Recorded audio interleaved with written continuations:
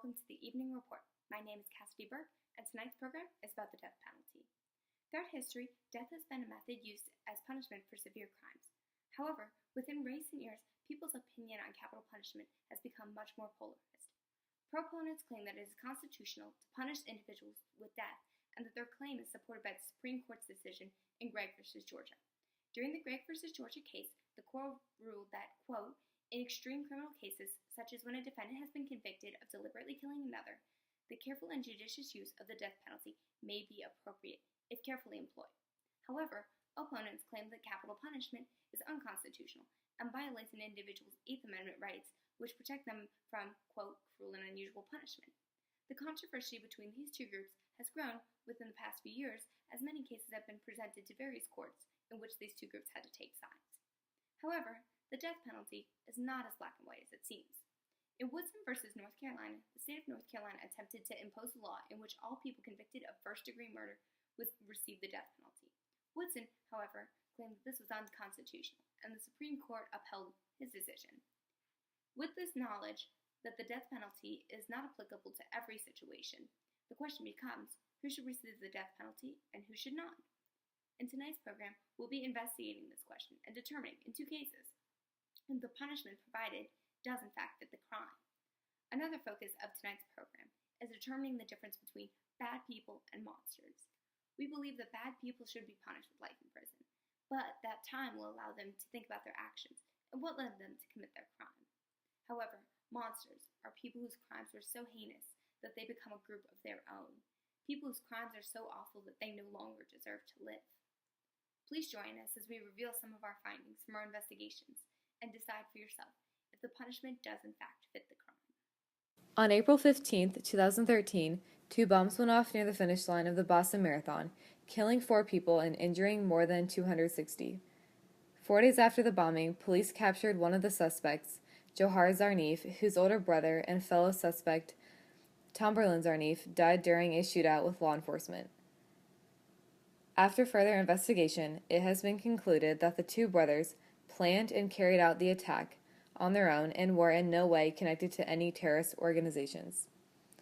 On Friday, May 15th, the Boston jury voted to execute Johar Zarnif. Zarnif said nothing when the verdict was announced and remained expressionless. At 21, he will become the youngest person on death row. Good evening. Today on the Evening Report, we will be discussing the sentence of Boston bomber Johar Zarnif. After a thorough investigation of the events that led up to and occurred on the day of the Boston Marathon bombing, Johar Zarnif has been sentenced with the death penalty.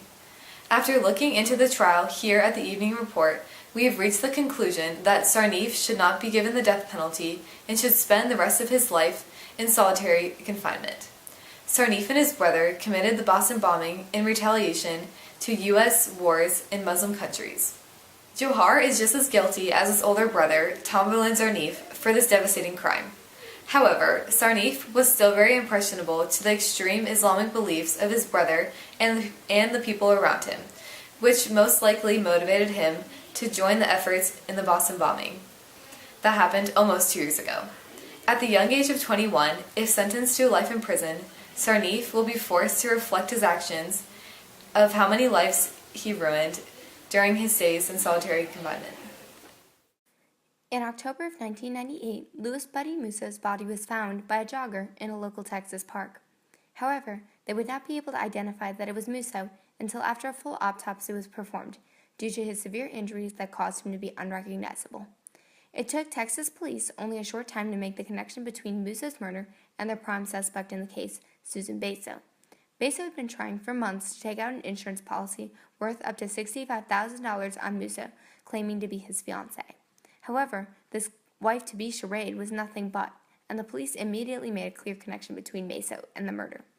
Baso had met Musa, a mentally retarded widow, at a church-sponsored carnival in New Jersey the year before, and began to target him. She convinced him, against the advice of his loved ones, to move to Texas with her so that they could get married. However, she had something much more heinous planned for him. When Musa arrived in Texas, he was met by not only Baso, but 5 co-defendants, who then proceeded to torture and kill him. Musa's injuries included being burned on the back with cigarettes, being beaten with hands, feet, baseball bats, steel-toe boots, and belts, being scrubbed with a wire brush and placed into a bathtub filled with kitchen cleaner and bleach. All of these injuries which resulted in his death. Besa was found guilty for kidnapping and murdering Louis Musso after countless amounts of evidence against her were found, including the testimonials of her co-defendants and a written statement of confession to the Texas police. She would remain on death row until February of 2014, when she was administered the lethal injection and died. The crime which Besa committed makes her a monster because it is so heinous that we believe that she no longer deserves to live. Besa's scheme for insurance money cost a mentally ill and innocent individual his life, and though she only took one individual, it is the manner in which she committed her crime which makes her a monstrous individual. The torture and pain that Besa was able to inflict upon a helpless individual in the pursuit for money is truly sickening. When asked for her final words, Besa responded with, quote, "No, sir," whereas most defendants who received the death penalty recognized the families of their victims with an apology. This act shows that Besa showed no remorse for what she had done, and that no amount of time in a cell would help her to see what she did was wrong. Individuals like Besa, who can trick a helpless individual into a situation where they are then tortured and brutally murdered, are broken and should not continue to live. Why should the monster who stole an innocent individual's life continue to live when that individual can no longer live? It is cases such as these that we believe to be fitting for the death penalty, because it is monsters who will never feel remorse for their victims, even with the longest time in jail, who deserve death, whereas the time in jail may be helpful to bad people who could use the time to think about their actions and the lives that they've ruined. Throughout the course of this evening's program, we've covered two unique cases relating to the death penalty. We've talked about the Boston bomber case, and we've also talked about the Musso-Besa case in Texas, both of which relate to the death penalty differently. A central theme of this evening's program has been monsters versus bad people, and what defines them. We believe in the Tsarnaev trial that, though he was provided with the death penalty, we believe that he should have just been sentenced to life in Supermax. Tsarnaev is not a monster.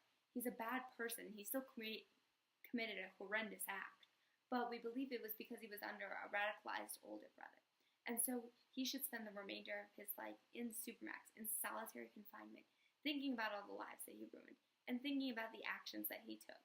And therefore, over time, his remorse will build, and he'll begin to think more and more about not only his life, which he ruined, but all the lives he ruined when he set off that bomb in Boston. Then there's individuals like Susan Besa. She brutally murdered and tortured a mentally ill man. And even up until her last minutes, when she was asked to make her final statement, she said no, sir. She refused.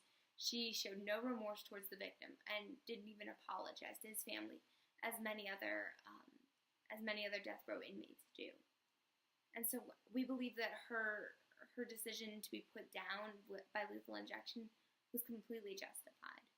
But if there's anything else that we should have learned from tonight's program, is that the death penalty case isn't moldable to every situation. It's not black and white. It's like we mentioned earlier with Woodson versus North Carolina. The death penalty is dependent on the facts. It's dependent on the jury. It's dependent on the severity of the crime. It's dependent on the defendant. Each death penalty case needs to be treated as its own. It can't be melted into black and white. And so people who say they're a proponent always for the death penalty, or opponents always against the death penalty. It's more a case-by-case basis thing. You need to look at each case as though it's its own and become a proponent for that case or an opponent for that case. Thank you for joining us tonight at the Evening Report. I'm Cassidy Burke.